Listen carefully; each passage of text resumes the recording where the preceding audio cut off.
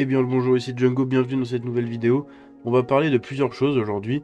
La première, c'est qu'on a enfin la date du PlayStation Showcase, qui est censé se dérouler du coup le mercredi 24 mai à 8 h heure française, enfin 20 h heure française.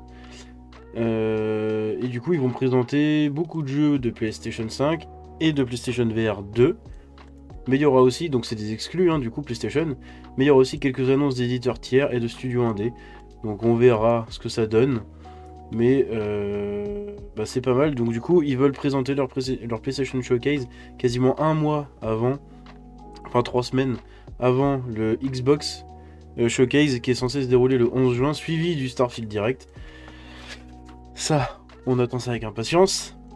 Mais voilà, donc après, à voir ce qu'ils vont annoncer. Moi, j'attends beaucoup de jeux, mais justement, on a un tweet de Mohamed Egouin, le mec qui bosse chez Jeux Vidéo Magazine, qui nous dit justement, donc il n'y aura pas d'annonce de GTA 6, c'est mort, évidemment, c'est normal.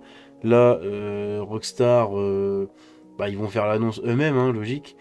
On attend Ghost of Tsushima 2, ouais, moi j'attends beaucoup des nouvelles, on sait qu'il est en route, mais on sait rien d'autre au final. Silent Hill 2, je suis pas client, donc je m'en fous un peu. FF7, je m'en fous un peu. The Last of Us Faction, c'était le mode multi de The Last of Us, mais à la sauce un peu plus moderne. Donc ça, j'attends de voir ce que c'est. J'y jouerai pas parce que je m'en fous. Mais j'attends de voir, ça peut être intéressant. Ils peuvent... Pour le premier, ils avaient quand même vachement réussi la partie multijoueur. C'était vachement sympa de jouer à ça. Mais là, j'attends du coup ce qu'ils peuvent annoncer pour le nouveau. Death Stranding 2, j'avais bien aimé le premier, mais sans plus. Donc bon, je m'en fous un peu. Half-Life, je suis pas joueur du tout, donc je m'en tape. Wolverine, ça, je l'attends beaucoup. C'est fait par ceux qui ont développé Spider-Man. Et on attend aussi Spider-Man 2, évidemment. Mais Wolverine, ça peut être intéressant parce qu'on avait juste eu une cinématique. Et après Uncharted qui dit c'est mon rêve ultime, j'y crois zéro, mais bordel que j'aimerais. Laissons Nathan, un reboot aurait du bon. Il y aura encore une blinde de mystère et de cité perdue. Et moi je suis d'accord avec lui. Je kifferais. Mon deuxième jeu préféré c'est Uncharted 4. Donc j'ai que des jeux récents dans mes trucs parce que évidemment les jeux récents sont beaucoup mieux que les jeux anciens. Voilà. Mais j'ai mes licences de cœur, etc. Bref, c'est pas le sujet. Donc Uncharted c'est vraiment ma grosse licence de cœur chez PlayStation. Et j'aimerais vraiment, mais vraiment, avoir une nouvelle sur Uncharted. On sait qu'il y a quelque chose qui est en route, mais on sait pas quoi. Donc après on suppose que ça doit être un reboot, parce qu'ils ont terminé leur série avec Nathan Drake. Normalement tout l'arc Nathan Drake est fini. Moi je pense plutôt à un projet un peu à la Lost Legacy. Donc c'est-à-dire pas un reboot de la série, mais développer l'histoire d'autres personnages du jeu. Donc comme dans Lost Legacy, c'était Nadine et Chloé Fraser. Et du coup, on explorait un peu, voilà. Et ça nous a emmené à les faire rencontrer Sam, donc le frère de Nathan. Enfin, donc il y avait voilà, ce petit côté un peu multi, enfin, Uncharted verse, on va dire, pour parler avec des mots de maintenant complètement dégueulasses que je déteste. Mais bon, c'est comme ça. On fait avec le langage de maintenant. Mais en gros, voilà. Donc moi, j'espère vraiment aussi qu'ils vont présenter un truc Uncharted. Mais je pense pas. Mais je pense que ouais, le Ghost of Tsushima 2, le Last of Us Faction, tous ces trucs-là, c'est sûr. C'est quasiment sûr, c'est les grosses exclus PlayStation qui vont arriver, donc évidemment qu'ils vont les présenter. Bref, passons au sujet suivant. Le sujet suivant, c'est l'Arabie Saoudite qui augmente sa participation financière, on va dire, dans Electronic Arts, mais pas une petite augmentation. Ils augmentent de 55% leurs actions. 55%, c'est énorme. On va le voir en bas. Avant, ils détenaient 16 millions d'actions dans Electronic Arts, donc pour plusieurs milliards.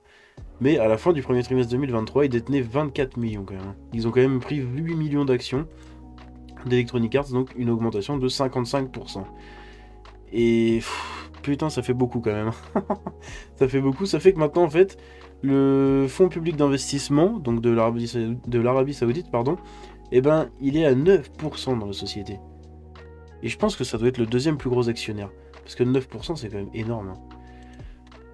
Donc c'est incroyable. Mais on voit justement, voilà, Electronic Arts c'est l'un des nombreux grands éditeurs de jeux basés aux États-Unis dans lequel le PIF, donc le fonds d'investissement public de l'Arabie Saoudite, a investi, y compris Activision Blizzard et Take-Two Interactive. Ça explique beaucoup de choses du côté de Take-Two. L'organisation a également investi massivement dans des sociétés de jeux asiatiques, y compris en prenant des participations dans Capcom, Nexon et Nintendo. Ça, Nintendo, c'était les derniers. On sait que Nintendo, ils ont pas trop envie de se faire racheter, mais ils ont quand même pris une sacrée part dedans. Plus tôt cette année, le PIF a augmenté sa participation dans ce dernier à 8,26%. 8,26% chez Nintendo quand même. C'est énorme. Hein. La filiale de la PIF, Sevi Games Group, a également acheté une participation de 1 milliard de dollars dans Embracer Group. Alors Embracer Group, on en a parlé, c'est ceux qui sont actuellement sur le MMO de... Enfin, c'est ceux qui ont les studios qui bossent sur le MMO de Seigneur des Anneaux avec Amazon. Et eux, Embracer Group, donc anciennement THQ Nordic, maintenant ils sont putain de tentaculaires. Ils ont des studios de partout, dans tous les styles de jeux, sur tous les continents, et c'est incroyable. Mais moi j'attends beaucoup de leurs jeux à eux, justement. Il y a beaucoup de jeux chez eux, notamment les nouveaux Deus Ex, les nouveaux... mince, comment on appelle ça, les nouveaux Tomb Raider, pardon. Voilà, j'arrivais pas à trouver. Donc j'attends vachement. Mais oui, c'est vrai qu'ils avaient fait une participation de 1 milliard de dollars. C'est énorme. C'est énorme. Et il y a aussi justement le prince héritier, donc Mohamed Ben Salman, donc MBS pour les intimes, qui possède 96% de SNK. SNK, c'est une boîte qui édite des mangas. Je crois que je suis pas trop calé sur les mangas, hein, donc vous m'excuserez. Mais voilà, il détient 96%, mais à son nom propre. À son nom propre. Ça fait pas partie de la boîte, voilà.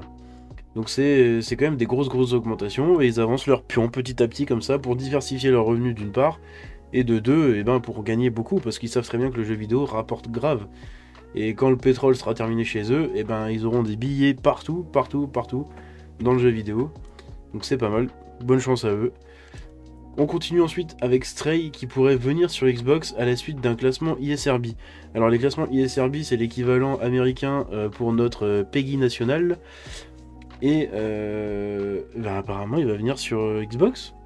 C'est pas mal ça. En plus c'est un jeu français donc c'est cool. Le jeu d'aventure à base de chats Stray de Blue 12 Studio a reçu une note ISRB pour les consoles Xbox, ce qui suggère que son temps en tant qu'exclusivité de console PlayStation pourrait toucher à sa fin. En même temps, ça fait presque un an qu'il est sorti. Hein. Je crois qu'il était sorti cet été, il me semble. Comme repéré par VGC, la nouvelle liste sur le site web de Entertainment Software Rating Board, ISRB, évalue Stray pour la Xbox One et la Xbox Series sans surprise à la même note E10+, que les versions PlayStation et PC. Aucune annonce officielle n'a été faite par l'éditeur Annapurna Interactive ou Microsoft. Cependant, bien que la notation ISRB d'une version Xbox suggère certainement qu'elle existe, une révélation pourrait cependant venir lors de la Xbox Game Showcase du 11 juin. Et ça, du coup, j'y crois vraiment. Je pense que ça peut être vachement sympa. Ça peut être vachement sympa, hein. Sachant que le jeu est vendu 40 balles, je crois, sur PlayStation. Là, s'il vient sur Xbox, peut-être qu'il pourrait intégrer le Game Pass, qui sait. Ce serait pas mal pour le jeu, hein. Il y aurait beaucoup de jeux. Après, il n'y a rien à acheter dedans, donc bon, ça va vraiment être une vitrine, quoi. Mais beaucoup plus de gens pourront y jouer à ce jeu. Donc c'est pas mal. Moi, il est... il est encore sur ma Play installé, faut que je le fasse aussi. Mais en tout cas, voilà, c'était le petit jeu avec le chat dans l'univers un peu cyberpunk et tout, c'était pas mal. Il s'agit d'un jeu d'aventure dans lequel les joueurs assument le rôle d'un chat errant, essayant d'échapper à une ville mystérieuse. Peut-on lire dans la note publiée, blablabla, on connaît le jeu. Et il avait été noté 8 sur 10 sur IGN. Et il était nommé plein de fois dans les jeux de l'année. Et ça, c'était pas mal quand même, beaucoup. C'était sympa. On va passer à la news suivante. La news suivante, c'est Ubisoft, nos copains d'Ubisoft. Avant d'attaquer la vidéo où on va revenir sur deux gros dossiers d'Ubisoft, la première, c'est celle-là. Donc, ils annoncent 8 jeux à venir d'ici mars 2024, dont un gros jeu secret. Alors, ils ont tellement de projets en cours, Ubisoft, que là, je sais pas. Enfin, ils avaient tellement de projets en cours, parce qu'ils en ont quand même supprimé 3 l'année dernière. Donc là, je sais pas. Après plusieurs reports, les gros jeux d'Ubisoft arrivent. Les derniers mois ont été difficiles pour Ubisoft, rythmés par des reports de jeux et des réductions de coûts, mais l'éditeur n'a pas dit son dernier mot et prépare son avenir. Avec un chiffre d'affaires de 1,8 milliard d'euros, donc moins 15% quand même par rapport à l'année dernière, et des pertes nettes de 500 millions d'euros, ça pique, Ubisoft réalise ses plus grosses pertes. La réduction des coûts va d'ailleurs s'accentuer, mais l'éditeur s'attend à une année 2023-2024 de forte croissance. Pour ce faire, l'éditeur mise sur la sortie d'au moins 8 jeux, dont le très attendu Avatar, ainsi que le prochain jeu Assassin's Creed. Et c'est pour ça, petit conseil d'amis, moi j'ai commencé à mettre des billes dans les actions Ubisoft, parce que je pense que là déjà elles étaient au plus bas, elles étaient genre à 20$, 20$ c'est que dalle, quand on pense qu'il y a encore 3-4 ans ils étaient à 100$ l'action. Et je pense, et ça augmente petit à petit. Donc je pense que là, quand les jeux vont sortir, ça va faire un espèce de boom. Parce qu'il y a quand même des gros jeux, hein. On va le voir justement. Donc il y a Assassin's Creed Mirage qui est censé sortir en fin d'année, peut-être, on sait pas, on n'a pas encore de date. On a Avatar Frontiers of Pandora qui est censé sortir pareil en fin d'année, mais on n'a pas d'annonce. Rainbow Six Mobile, ça, pareil, il n'y a pas de date. Skull and Bones, bah il a disparu du coup, donc on sait pas ce qui devient. The Crew Motorfest, ça c'est pareil, ça a été annoncé comme ça, mais on sait rien du tout sur le jeu, encore une fois. The Division Resurgence, on n'en sait rien. X Defiant qui va arriver normalement très prochainement. À voir quand est-ce qu'ils vont le sortir. Ce serait sympa qu'ils le sortent l'été, hein, c'est un jeu multi, un petit truc comme ça. L'été ça peut être pas mal. Et un autre gros jeu, alors ça je sais pas du tout de quoi il parle. On n'a rien eu. Mais justement en dessous il y a des petites rumeurs qui évoquent une suite à Immortal Phoenix Rising. Alors ça c'est un jeu que j'avais kiffé moi. Vous savez c'est l'espèce de Zelda Breath of the Wild-like en mode Wish dans la Grèce antique avec enfin, la sauce Ubisoft en fait. Et bah il était pas mal le jeu, il était pas mal, moi j'avais bien aimé, hein. En VO, on avait des belles VO, on avait la voix du père là, Astier, le père d'Alexandre Astier, qui joue aussi dans Camelot, là, le daron. Il y avait ça, il y avait des voix connues aussi, je sais, j'ai plus les noms, mais il y avait des grosses voix connues du, du cinéma français, on va dire, et qui seraient basées par contre sur la culture polynésienne. Alors c'est marrant qu'ils disent ça, et qu'ils fassent un jeu sur la culture polynésienne, sachant qu'il y a déjà eu Chia, le petit jeu PlayStation là, qui se passe en Nouvelle-Zélande. Ou en Nouvelle-Calédonie. Non, c'est Nouvelle-Calédonie. Ouais, c'est Nouvelle-Calédonie. Et c'est un jeu français aussi. Et du coup, bah là, on aura un jeu dans la culture polynésienne. Donc c'est marrant que ça évolue. Il y a vraiment des modes, des fois, genre les Vikings, on entend tout le temps parler. Puis là, on part un peu sur les îles, sur les trucs comme ça. Il y a plein de trucs qui partent comme ça. C'est marrant, c'est sympa. On peut aussi miser sur The Division Heartland, qui n'est étrangement pas cité dans la liste d'Ubisoft, alors que le jeu aura le droit très bientôt à une bêta. Ouais, mais justement, je pense que bah, on en sait beaucoup. Déjà, c'est The Division, et puis voilà, ça fait partie des suites, quoi. Donc voilà, c'est tout ce que j'avais pour aujourd'hui. J'espère que ça vous a plu. Si c'est le cas, vous pouvez liker la vidéo ou vous abonner. Vous pouvez me suivre aussi sur tous les réseaux, tous les liens sont dans la description. Je vous dis à la prochaine, c'était Django. Ciao.